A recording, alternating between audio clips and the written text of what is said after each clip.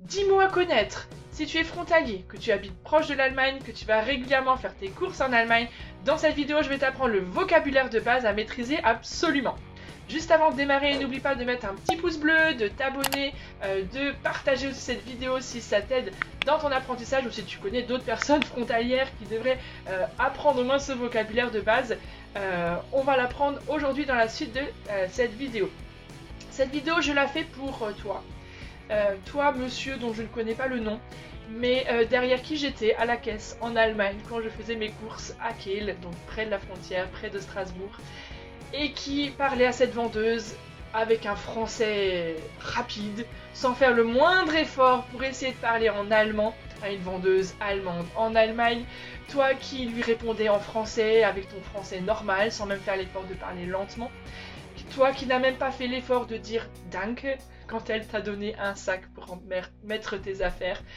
Toi avec qui je n'ai pas pu parler, mais à qui j'ai beaucoup pensé en me disant que si seulement tu avais pu voir cette vidéo, tu aurais au moins pu lui dire Hallo, danke et quelques petits mots que je vais t'apprendre dans la suite de cette vidéo.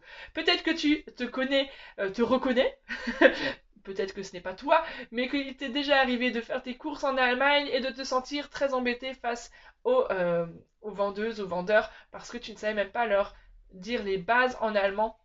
Alors c'est ce que j'espère pouvoir t'apprendre dans cette vidéo et dans les autres vidéos de ma chaîne.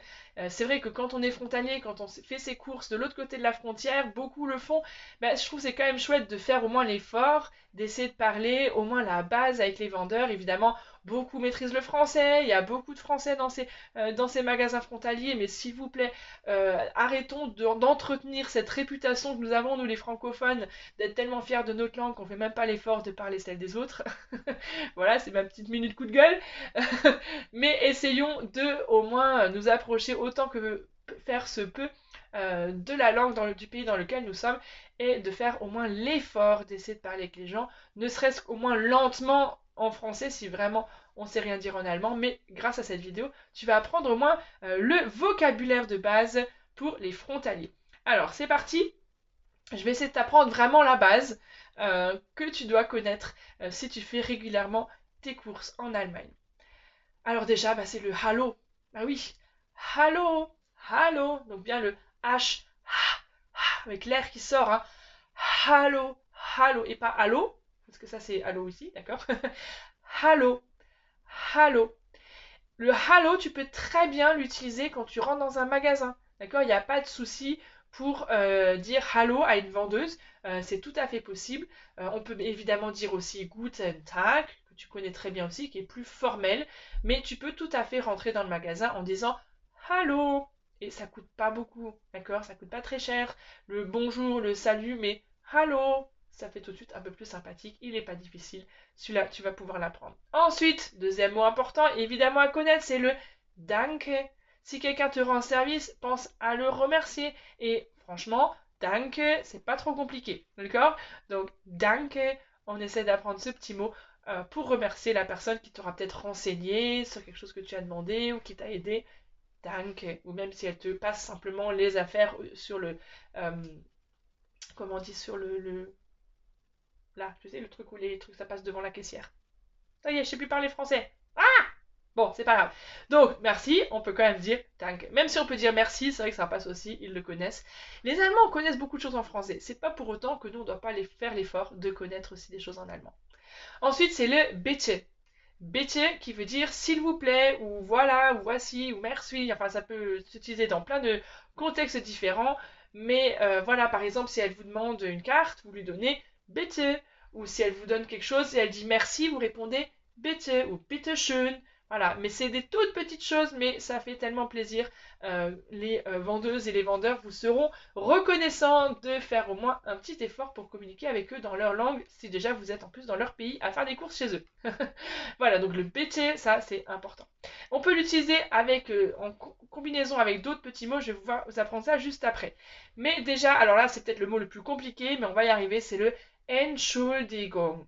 Entschuldigung, pour vous excuser. Si vous avez cogné quelqu'un dans le magasin, si vous avez fait tomber quelque chose ou quoi que ce soit, pensez à dire Entschuldigung. Entschuldigung. Et le N, on peut presque l'oublier. Hein, vous pouvez simplement dire Entschuldigung. Donc évidemment, il y a le N qui est là normalement, mais dans le langage, souvent on va dire Entschuldigung, Entschuldigung. C'est comme si tu faisais Atchoum, d'accord? Tu rajoutes juste Digung derrière.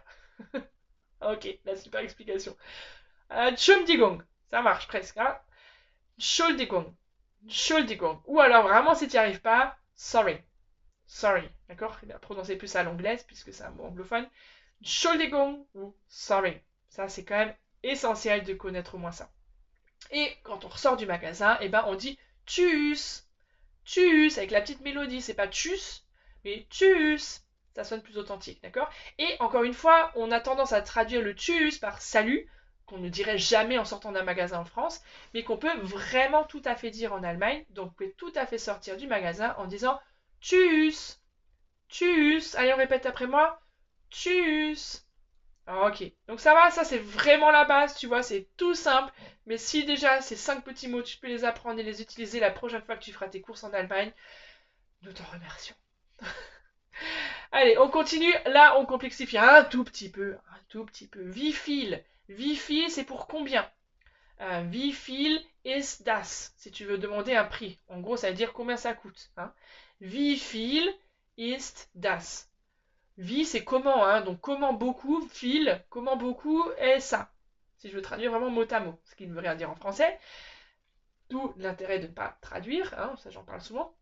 Wie viel ist das? Une petite phrase très simple. Wie viel ist das? Au pire, tu te l'écris sur la main si tu ne te rappelles plus et si tu veux demander un prix.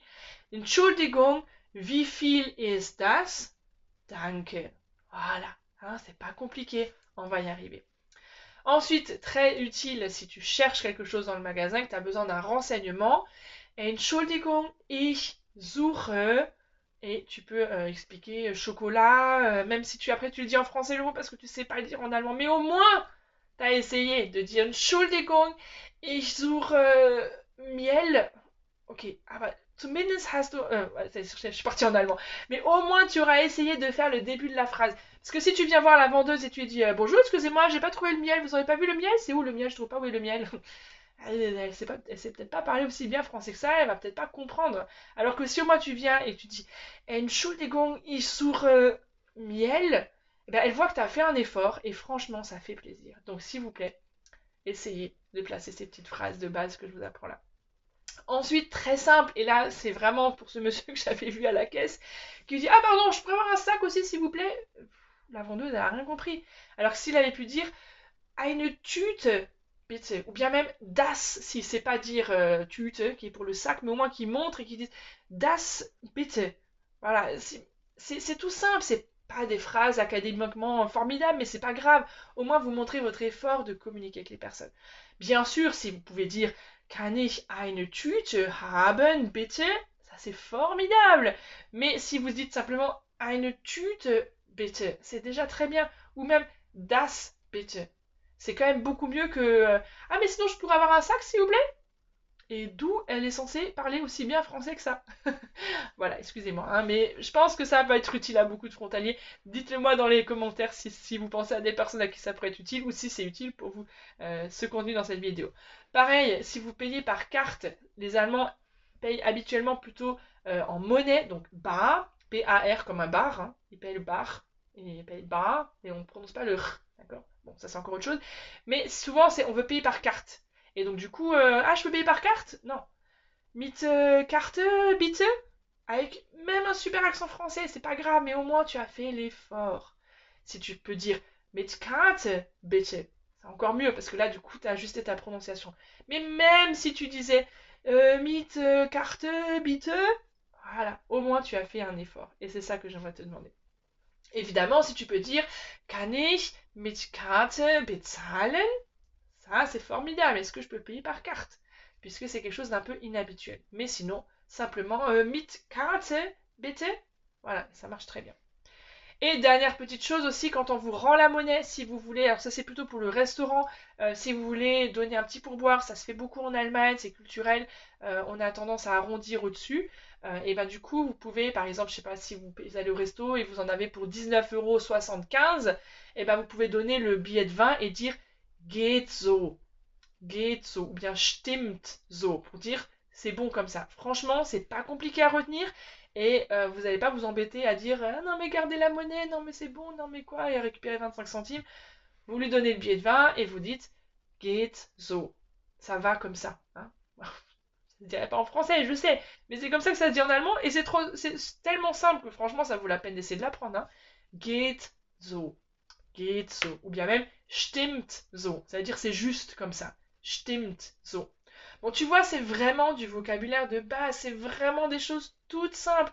C'est pas compliqué d'apprendre ces petits mots en allemand et de faire l'effort de parler au moins un petit peu allemand quand tu fais régulièrement tes courses ou occasionnellement tes courses en Allemagne. J'espère que cette vidéo t'encourage dans ce sens. J'espère que cette vidéo t'a aidé. Dis-le moi dans les commentaires, dis-moi ce que tu en as pensé.